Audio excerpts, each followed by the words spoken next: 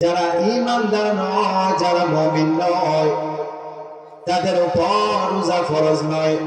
আল্লাহ তাআলা শুধু ঈমানদারদেরকে উদ্দেশ্য করে বলেন, কুতিবা আলাইকুমুস সিয়াম, তোমাদের উপর রোজাকে ফরজ করা হয়েছে, কামা কুতিবা আলাল্লাযীনা মিন ক্বাবলিকুম, যেমন ভাবে তোমাদের পূর্বপুরুষদের উপর রোজাকে ফরজ করা হয়েছিল, লাআল্লাকুম তাত্তাকুন, যাতে তোমরা তাকওয়াবান হতে পারো, যাতে তোমরা তাকওয়াওয়ালা হতে পারো, আল্লাহওয়ালা যাতে হতে পারো, এই জন্য রোজাকে তোমাদের উপর ফরজ করা হয়েছে। বর্তমানে এমন একটা যুগ চলতেছে, ইসলামের বিপক্ষে কিছু লোক দাঁড়িয়ে গেছে, যারা ইসলামকে ধ্বংস করার জন্য, ইসলামকে পৃথিবী থেকে মেটানোর জন্য বিভিন্নভাবে লেগে গেছে। আমরা বলতে চাই, আমরা যারা মুসলমান, এক আল্লাহ তাআলার উপর বিশ্বাস করেছি, এক আল্লাহর উপর ঈমান এনেছি, আমরা যে আল্লাহকে রব বলে স্বীকার করেছি, আমাদের জীবন থাকতে, আমাদের শরীরে এক ফোঁটা রক্ত থাকতে ইসলাম বিপন্ন হবে, ইসলামের ক্ষতি হবে, সেটা আমরা কখনো দিতে দিব না ইনশাআল্লাহ, ঠিক কিনা? ইসলামের কোন ক্ষতি হবে সেটা আমরা সহ্য করতে পারব।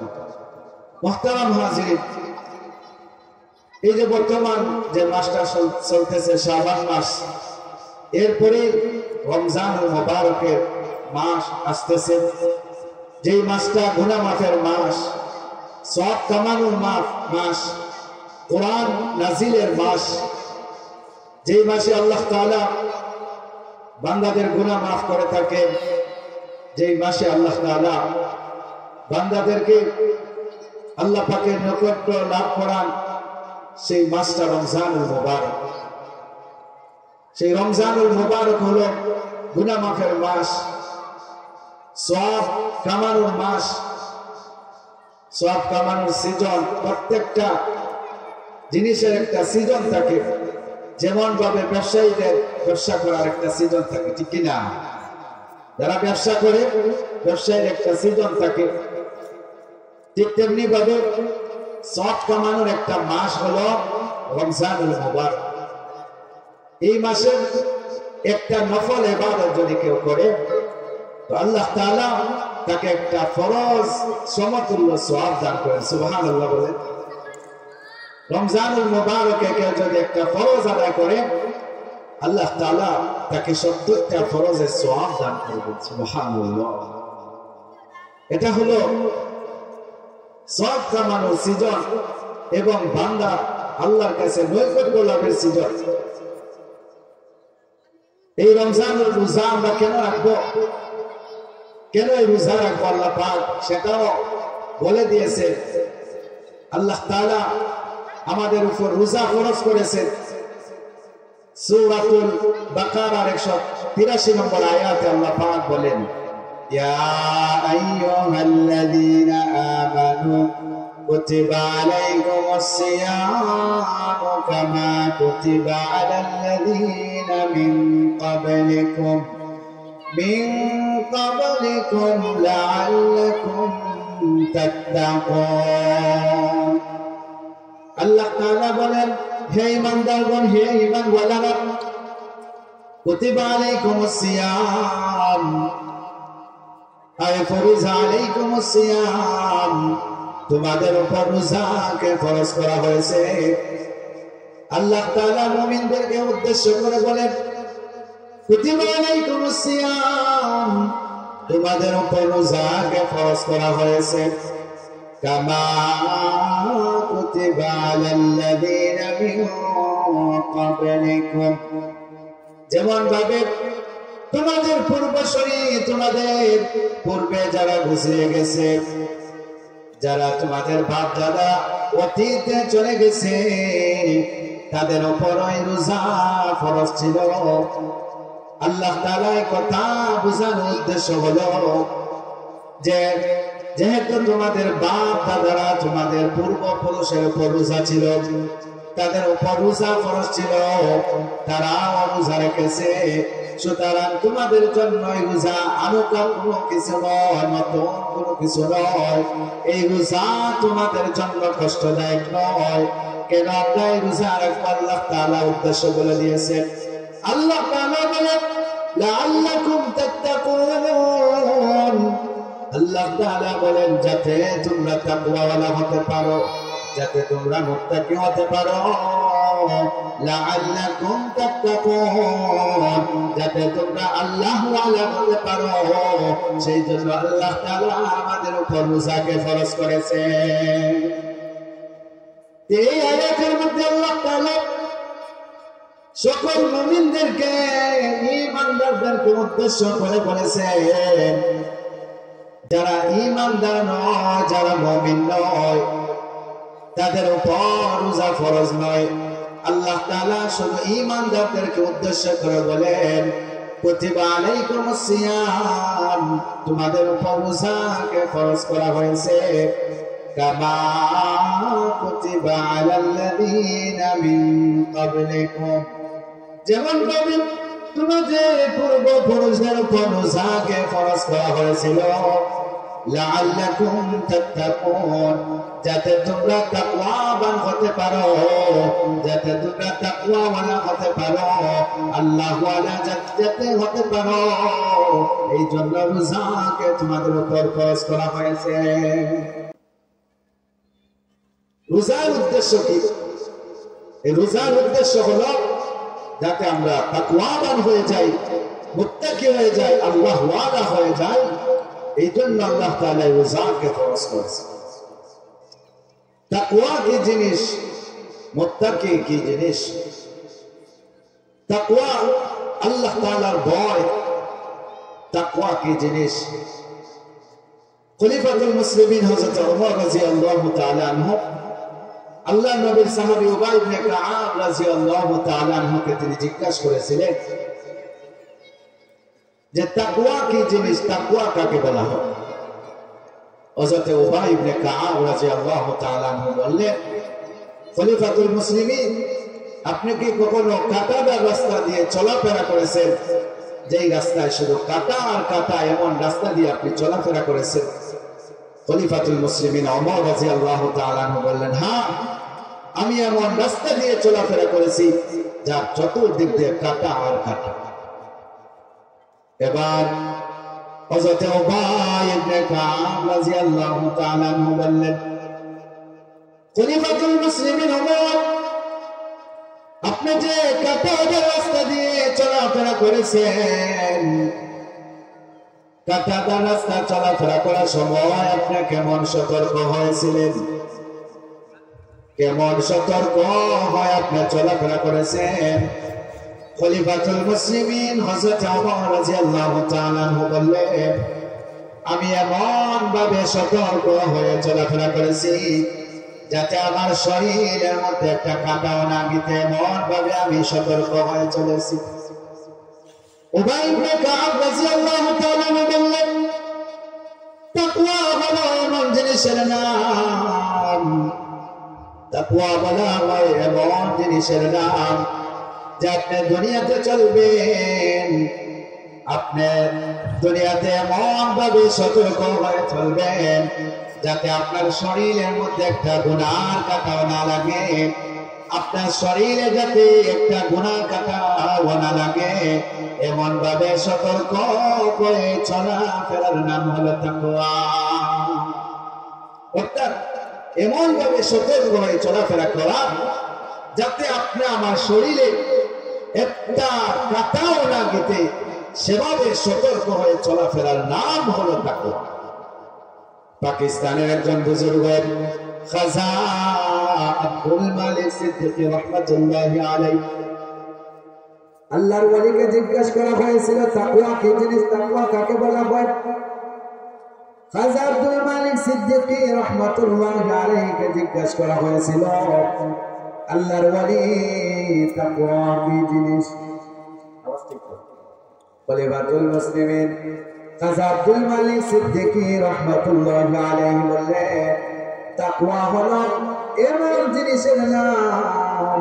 তাকওয়া বলা হয় এমন জিনিসের নাম যে আপনি এমন ভাবে সতর্ক হয়ে চলাফেরা করবেন, অর্থাৎ আপনি এমন কাজ গ্রহণ না করা যেটা গ্রহণ করলে আল্লাহ তাআলার সাথে সম্পর্কে পার্থক্য সৃষ্টি হয়ে যায়, এমন রাস্তা থেকে ফিরে আসার নাম হলো তাকওয়া। অর্থাৎ এমন ভাবে আপনি চলবেন, নিজেকে এমন ভাবে সতর্ক হয়ে চলা যে আল্লাহর নাফরমানি যাতে না হয়, আল্লাহর নাফরমানি যাতে না হয়, এমন ভাবে চলাফেরার নাম হলো। আগের অবস্থায় ভালো আছে। এমন জিনিসের নাম হলো তাকওয়া। যে তাকওয়া অবলম্বন করলে আল্লাহ তাআলা বান্দাকে কিছু পুরস্কার দেন। তাকওয়ার একটা পুরস্কার হলো যে ব্যক্তি তাকওয়া অবলম্বন করবে, আল্লাহ তাআলাকে ভয় করবে, নিজের দিলের মধ্যে আল্লাহর ভয় নিয়ে আসবে, তাদের জন্য আল্লাহ তাআলা একটা পুরস্কার রেখেছে যে আল্লাহ পাক ওই বান্দার সব গুনাহ মাফ করবে। সূরাতুত তালাকের 5 নম্বর আয়াতে আল্লাহ তাআলা বলেন, وَمَن يَتَّقِ اللَّهَ يَجْعَل لَّهُ وَمَن يَتَّقِ اللَّهَ يُكَفِّرْ عَنْهُ سَيِّئَاتِهِ وَيُعْظِمْ لَهُ أَجْرًا। তাকওয়া বলা হয় এমন জিনিসের নাম। وَمَن يَتَّقِ اللَّهَ, আল্লাহ তাআলা বলেন যে ব্যক্তি তাকওয়া অবলম্বন করবে, যে আল্লাহ তাআলাকে ভয় করবে, ইউকাফির আনহু সাইয়্যাতিহি, আল্লাহ তাআলা তার গুনাহসমূহকে মাফ করে দিবেন। শুধু গুনাহ মাফ করবেন না, ওয়া ইয়াজিব লাহু আজরা, সাথে সাথে আল্লাহ তাআলা ওই বান্দাকে আল্লাহ তাআলা কেমন পুরস্কার দিবেন, ওয়া ইয়াজিম লাহু আজরা, আল্লাহ তাআলা আল্লাহর পক্ষ থেকে বিরাট পুরস্কার দান করবেন। সূরাতুত তালাকের অন্য আয়াতে তাকওয়া অবলম্বনকারীদের ব্যাপারে আল্লাহ তাআলা বলেন, ওয়া মান ইয়াত্তাকিল্লাহা ইয়াজআল লাহু মাখরাজা ওয়া ইয়ারযুকুহু মিন হাইথু লা ইয়াহতাসিব ওয়া মান ইয়াতাওয়াক্কাল আলাল্লাহি ফাহুয়া হাসবুহ। আল্লাহ তাআলা বলেন যে ব্যক্তি তাকওয়া অবলম্বন করবে, যে ব্যক্তি আল্লাহ তাআলাকে ভয় করবে, আল্লাহ তাআলা তার জন্য একটা রাস্তা বাতলিয়ে দিবেন, ওয়া ইয়ারযুকুহু মিন হাইথু লা ইয়াহতাসিব, আর আল্লাহ তাআলা এমন জায়গা থেকে তার জন্য রিজিক দান করবেন যে সে কোনদিন কল্পনা করে না যে আল্লাহ তাআলা তার জন্য এমন জায়গা থেকে রিজিক দান করবেন। সুবহানাল্লাহ। অনেক সময় এমন হয় না যে আপনি এক জায়গায় যাচ্ছেন, কোথাও কোন এক জায়গাতে যাইতেছেন আপনি, তো হঠাৎ করে রাস্তায় আপনার জন্য একটা খানা রেডি আসলো যে আপনি কল্পনা করতে পারেন নাই যে এই খানা আপনার সামনে হাজির হবে আর আপনি খাইবেন, আপনি কল্পনা করেন নাই, কিন্তু দেখা যায় খানা হাজির হয়ে গেছে। এরকম হয় না কোনো সময়? তো তাকওয়া অবলম্বন করলে আল্লাহ তাআলা এমন জায়গা থেকে রিজিক দান করবেন যে আপনি কখনো কল্পনা করবেন না, এমন জায়গা থেকে আল্লাহ তাআলা আপনার জন্য রিজিকের ব্যবস্থা করবেন। মুহতারাম হাজির, যারা রোজাদার, যারা রমজানের রোজা রাখবেন, তো আল্লাহ তাআলা তাদেরকে মুত্তাকি বানাবেন, তারা হয়ে যাবে আল্লাহ ওয়ালা, তারা হবে আল্লাহ তাআলার প্রিয় বান্দা। নবী আলাইহিস সালাতু ওয়াস সালাম একবার জুমার খুতবা দেওয়ার জন্য তিনি প্রথম সিঁড়িতে পা দিলেন, তিনি বললেন আমিন। দ্বিতীয় সিঁড়িতে পা দিলেন, তখনও বললেন আমিন। তৃতীয় সিঁড়িতে পা দিলেন, তখনও বললেন আমিন। এবার সাহাবায়ে কেরামগণ জিজ্ঞাসা করলেন, ইয়া রাসূলুল্লাহ, এর আগে তো আপনি কখনো এমন করেন নাই, আজকে তিনটা সিঁড়িতে পা দিলেন, আপনি আমিন বললেন, এটা কারণ কি? সেটার কারণ তো আমি বুঝলাম। আল্লাহ নবী বললেন, হে আমার সাহাবায়ে কেরামগণ, আমি যখন মিম্বরের প্রথম ধাপে পা দিলাম, তখন জিবরাইল আমিন আমার কানে কানে এসে বললেন, বাউদা মান আদারাকা রমজানা, বাউদা মান আদারাকা রমজানা ফালাম ইউগফার লাহু কুলতু আমিন। জিবরাইল আমিন আমার কানে কানে এসে বললেন, ইয়া রাসূলুল্লাহ, ইয়া হাবিবাল্লাহ, আল্লাহর নবী গো, কেউ যদি রমজান মাস পাইল, রমজান মাস পেয়ে যদি তার গুনাহ মাফ না করাইতে পারলো, তাহলে সে যেন ধ্বংস হোক। আল্লাহ নবী বললেন, বলতো আমিন। তখন নবীজি বললেন, আমি বললাম আমিন। তাহলে বোঝেন রমজান শরীফের এমন এমন বরকত, রমজান শরীফের এমন দাম, যে রমজানের রোজা যে পাইল তার গুনাহ যদি মাফ না করাইতে পারে, তাহলে জিবরাইল তার জন্য বদুয়া করেছেন। আল্লাহর নবী তার জন্য কি বললেন, সেটা কবুল হওয়ার জন্য আমিন বললেন। এবার নবীজি বললেন, ও আমার সাহাবায়ে কেরামগণ, আমি যখন মিম্বরের দ্বিতীয় ধাপে পা দিলাম, তখন জিবরাইল আমার কানে কানে এসে বললেন, বাউদা মান যুকিরাত আয়ুদাহু ফালাম ইউসাল্লি আলাইকা ফালাম ইউসাল্লি আলাইকা কুলতু আমিন। আল্লাহ নবী বললেন, আমি যখন দ্বিতীয় ধাপে পা দিলাম সিঁড়িতে, জিবরাইল আমিন আমাকে এসে বললেন, ও আল্লাহর নবী, কোন ব্যক্তি যদি তাহার সামনে যদি আপনার নাম উল্লেখ করা হয়, আপনার নাম নেওয়া হয়, আর আপনার নাম শোনার পর আপনার উপর দুরূদ পড়লো না, আপনার নাম শোনার পরে আপনার উপর দুরূদ পড়লো না, তাহলে সে যেন ধ্বংস হয়। আল্লাহ নবী বললেন, তখন বললাম আমিন। অর্থাৎ নবীজি বললেন আমিন। এবার নবীজি বললেন, ও আমার সাহাবায়ে কেরামগণ, যখন আমি তৃতীয় ধাপে মিম্বরে পা দিলাম, তখন জিবরাইল আমিন এসে আমার কানে কানে এসে বললেন, বাউদা মান আদারাকা আবাওয়াইহিল কিবারা আও আহাদুহুমা ফালাম ইউদখিলাহুল জান্নাহ কুলতু আমিন।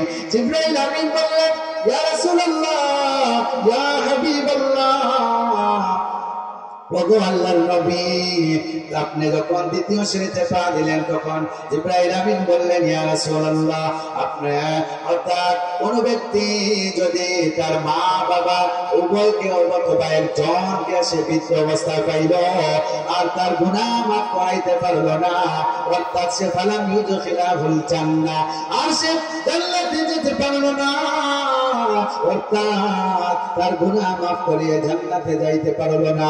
মা বাবার খেদমত করে, মা বাবাকে খুশি রেখে, মা বাবার পাশে থেকে মা বাবার খেদমত করে, তার ঠিকানা যদি জান্নাত না দেখাইতে পারলো, তাহলে সে যেন ধ্বংস হয়। আল্লাহ নবী বললেন, বলতো আমিন। আমি বললাম আমিন, অর্থাৎ আল্লাহ তাআলা কবুল করে। তাহলে চিন্তা করে, এখানে নবীজির কানে কানে এসে জিবরাইল এসে বললেন, ইয়া রাসূলুল্লাহ, যে ব্যক্তি রমজান মাস পাইল আর তার গুনাহ মাফ করাইতে পারলো না, তাহলে ধ্বংস হোক। সুতরাং বোঝা গেল, সামনে যে রমজান মাস আসতেছে, আপনি আমাদের উচিত হলো রমজান মাসে বেশি বেশি করে আল্লাহ পাকের ইবাদত করা এবং তওবা করা, ইস্তেগফার করা। এমন ভাবে আল্লাহর কাছে আমরা চাইতাম যে আল্লাহ তাআলা আমাদের গুনাহ মাফ করে দেন, এমন ভাবে আমরা চাইতাম, ঠিক কিনা? এমন ভাবে চাইতাম, কারণ তওবা এমন এক জিনিস, আপনি আমি যখন তওবা করব, আল্লাহ তাআলা আমাদেরকে গুনাহ থেকে এমন ভাবে পাক সাফ করবেন, নবী বলেন সে যেন কোনো গুনাহই করে না। সুবহানাল্লাহ। আত-তাইবু মিনাল যামবি কামান লা যামবা লাহু। আল্লাহ নবী বললেন, যে ব্যক্তি তওবা করবে, যে ব্যক্তি আল্লাহর কাছে চাইবে, যে ব্যক্তি আল্লাহর কাছে ক্ষমা চাইবে, আল্লাহ তাআলা ক্ষমা করার দ্বারা এমন ভাবে তাকে মাফ করে দেন যেন সে গুনাহ করে না। সুবহানাল্লাহ। এমন ভাবে আল্লাহ মাফ করে দেন তওবাকারীদেরকে জেনেও সে গুনাহ করে নেয়। মুহতারাম হাজিরিন, রমজানুল মুবারকে আমরা কিছু আমল করব। আমলের কথা বলতেছি যে বেশি বেশি করে 4টা আমল আপনি আমাদেরকে করতে হবে, যে আমলগুলা আমরা বেশি বেশি করতে হবে।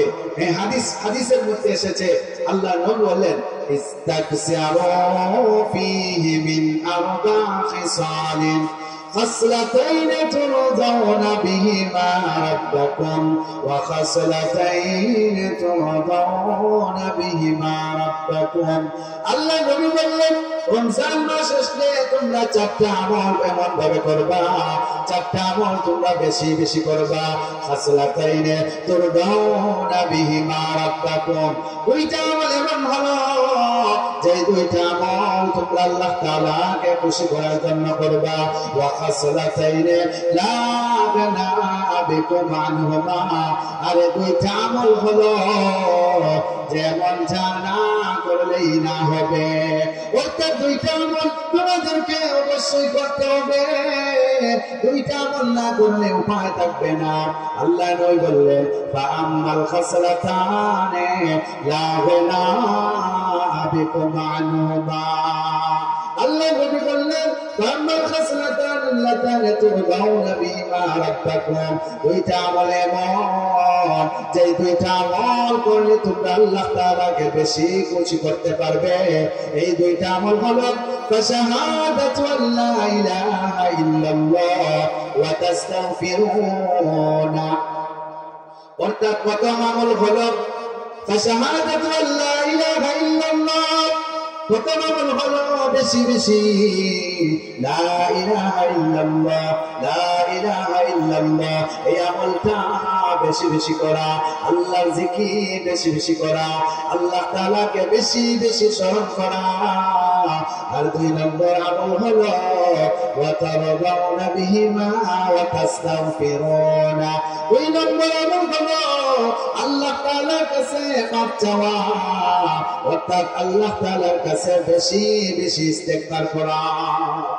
2টা আমল নবীজি বলেন যে 2টা আমল এমন যে তোমরা বেশি বেশি করবা আল্লাহ তাআলাকে সন্তুষ্ট করার জন্য। এরপরে নবীজি বলেন ওয়াম্মাল খাসলাতান আল্লাতানি লা গানা বিকুম আনহুমা, আর 2টা আমল এমন যে 2টা আমল করলে তোমাদের উপায় নেই, অর্থাৎ এই 2টা আমল তোমাদের অবশ্যই করতে হবে। এই 2টা আমল হলো আল্লাহ নবী বলেন ওয়াম্মাল খাসলাতান আল্লাতানি লা গানা বিকুম আনহুমা, আল্লাহ নবী বলেন আর 2টা আমল এমন রয়েছে এই 2টা আমল না করলে তোমাদের উপায় নেই, এই 2টা আমল তোমাদেরকে অবশ্যই করতে হবে। এই 2টা আমলের মধ্যে একটা আমল হলো ফাতাসআলুনাল্লাহাল জান্নাহ, একটা আমল হলো রমজান শরীফে বেশি বেশি করে আল্লাহ তাআলার কাছে জান্নাত চাওয়া। ওয়া তাসআলুনাল্লাহাল জান্নাহ, বেশি বেশি করে আল্লাহ তাআলার কাছে জান্নাত চাওয়া, আল্লাহর কাছে বলা আয় আল্লাহ আমি বড় গুনাহগার, আয় আল্লাহ আমি তো কোনো নেক আমল করতে পারি না, আয় আল্লাহ আমাকে মাফ করে দিন। আল্লাহুম্মা ইন্নী আসআলুকাল জান্নাত, আয় আল্লাহ আমাকে জান্নাত দান করেন, আয় আল্লাহ আমাকে জান্নাতুল ফেরদাউস দান করেন। এভাবে বেশি বেশি করে আল্লাহ পাকের কাছে জান্নাত চাওয়া। 2 নম্বর হলো ওয়া তাউযুনা বিহি মিনান নার, অথবা আল্লাহ নবী বলেন 2 নম্বর যেটা না করলে নাই হবে, এই 2 নম্বরটা হলো ওয়া তাস্তাগফিরুনা ওয়া তাউযুনা বিহি মিনান নার। 2 নম্বর হলো আল্লাহ তাআলার কাছে জাহান্নাম থেকে মুক্তি চাওয়া, আল্লাহ তাআলার কাছে জাহান্নাম থেকে মুক্তি চাওয়া, জাহান্নাম থেকে নিজেকে মুক্ত করা। আয় আল্লাহ জীবনে অনেক গুনাহ করেছি, অনেক পাপ করেছি, আয় আল্লাহ রমজান মাস পেয়ে যদি আমার গুনাহ মাফ না করাইতে পারি তাহলে আপনার আমি এই কথা বলেছেন যে ব্যক্তি রমজান মাস পাইল আর তার গুনাহ মাফ করাইতে পারলো না, তার ঠিকানা জান্নাত দিতে পারলো না, জাহান্নাম থেকে নিজেকে মুক্ত করতে পারলো না। আল্লাহর নবী তার জন্য বদুয়া করেছেন। এই জন্য 2 নম্বর আমল হলো বেশি বেশি করে জাহান্নাম থেকে মুক্তি চাওয়া। আল্লাহ আমাকে জাহান্নাম থেকে মুক্তি দান করেন, কারণ জাহান্নামের শাস্তি এমন, জাহান্নামের শাস্তি সহ্য করা সম্ভব নয়, ঠিক কিনা? জাহান্নামীরা যখন জাহান্নামে যাবে তখন অনেক জাহান্নামী এরকম রয়েছে যারা নামাজ না পড়ার কারণে তারা জাহান্নামে যাবে। জাহান্নামীদেরকে বলা হবে যে কেন তোমরা জাহান্নামে আসলে, কিসে তোমাদেরকে জাহান্নামে নিয়ে আসতো? তখন তারা বলবে লাম নাকু মিনাল মুসাল্লিন।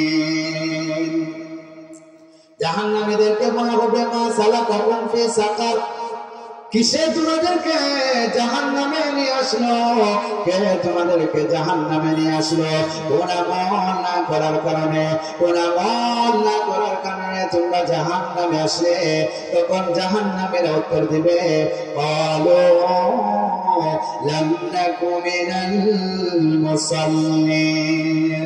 জাহান্নামীরা তখন বলবে আমরা দুনিয়াতে থাকতে নামাজ পড়তাম না, দুনিয়াতে আমরা নামাজ আদায় করতাম না, মসজিদ থেকে 5 ওয়াক্ত নামাজের সময় মুয়াজ্জিন সাহেব যখন আল্লাহু আকবার বলতেন, আল্লাহর কথা উচ্চারণ করতেন, মসজিদের মিনারা থেকে যখন আওয়াজ আসতো, আল্লাহু আকবারের আওয়াজ আসতো, তখন আমি মসজিদে না গিয়ে, আমি নামাজ না পড়ে আমি মসজিদের পাশ দিয়ে চলে যাইতাম, আমি নামাজ আদায় করতাম না।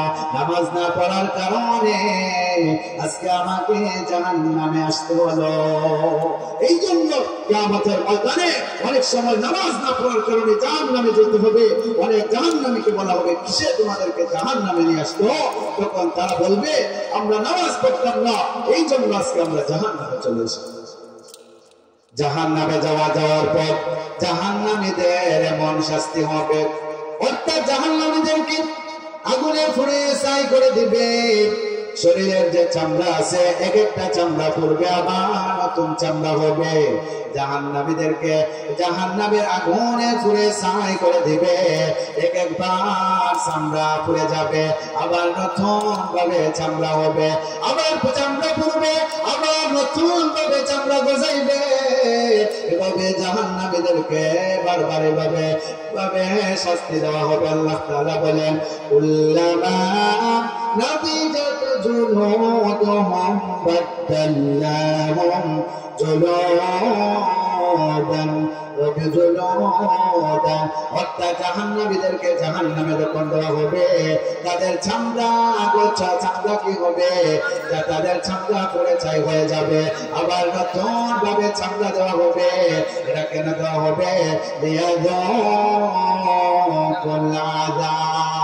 আল্লাহ তাআলা বলবেন সাগ্রহণ করো, দুনিয়াতে থাকতে তুমি আমার নাফরমানি করেছিলে, ও আমার বান্দা তুমি দুনিয়াতে আমার হুকুম মানো নাই, আমার নবীর তরিকা মতো তুমি চলো নাই, আমার নবীর তরিকা তোমার কাছে ভালো লাগে নাই, আমার নবীর চরিত্র তোমার কাছে ভালো লাগে নাই, আমার নবীর সুন্নাত তোমার কাছে ভালো লাগে নাই, আমার হুকুম তোমার কাছে ভালো লাগে নাই, তাই তুমি মন মতো চলেছো।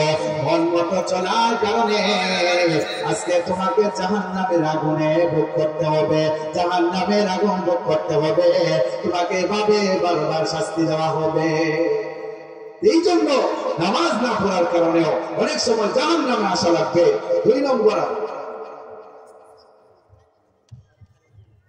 আচ্ছা মুহতারাম হাজিরিন, জাহান্নামে যাওয়া লাগবে, এই জন্য নামাজ আদায় করতে হবে, নবীর তরিকা মতো চলতে হবে। আজকে আমাদের নবীকে নিয়ে কটূক্তি করা হয়।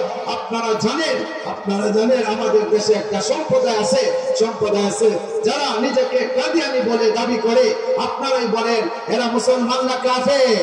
কাফের কাফের কাদিয়ানি কাফের। কেউ যদি আমাদের নবীর পরে কেউ যদি নিজেকে নবী দাবি করে তাহলে সে দলিল ছাড়া কাফের। তাকে যে নবী মানবে সেও কাফের, তাকে যে নবী মানবে না সেও কাফের।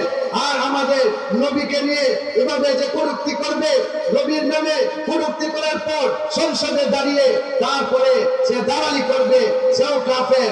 আর তারপরে টকশোতে দালালি করবে সেও কাফের। সুতরাং নবীর পরে নবী নেই, এটা আমাদের দাবি। কাদিয়ানীরা যারা নবীকে নিয়ে কটূক্তি করে, নবীকে তারা গোলাম আহমদ কাদিয়ানীকে নবী দাবি করে, তারা বলে গোলাম আহমদ কাদিয়ানী নাকি আমার নবীর পরে নবী। সুতরাং তাদেরকে বলে দিতে চাই, কাদিয়ানীরা মুসলিম, এরা কাফের। আমাদের দেশে এদের থাকার কোনো কি নাই, অধিকার নাই। এদেশ থেকে পলায়ন করতে হবে, না হয় তৌহিদি জনতা যখন লজ্জা হচ্ছেন হুঙ্কার দিবেন, ওলামাদের হুঙ্কারের কারণে তৌহিদি জনতার হুঙ্কারের পরে কাদিয়ানী সম্প্রদায় এই দেশে টিকে থাকতে পারে না। ঠিক কিনা বলে? এই জন্য মুহতারাম হাজিরিন, আসেন সামনে রমজান মাস, কিছু কথা বললাম রোজা সম্পর্কে। আল্লাহ তাআলা যেন আমাদেরকে আগামী রোজাগুলা সঠিকভাবে রাখার তৌফিক দান করেন এবং আল্লাহ তাআলা যেন রমজানের রোজা রেখে আমরা যেন গুনাহ মাফ করতে পারি সেই তৌফিক দান করেন। আজকের এই মাহফিলকে আল্লাহ পাক কবুল করেন। কষ্ট করে যারা এই মাহফিলের আয়োজন করেছেন আল্লাহ পাক কবুল করেন। শেষ পর্যন্ত যেন আল্লাহ পাক এই মাহফিলকে সুন্দরভাবে আঞ্জাম দেওয়ার ব্যবস্থা করেন। বলেন আমিন। ওয়া আখিরু দাওয়ানা।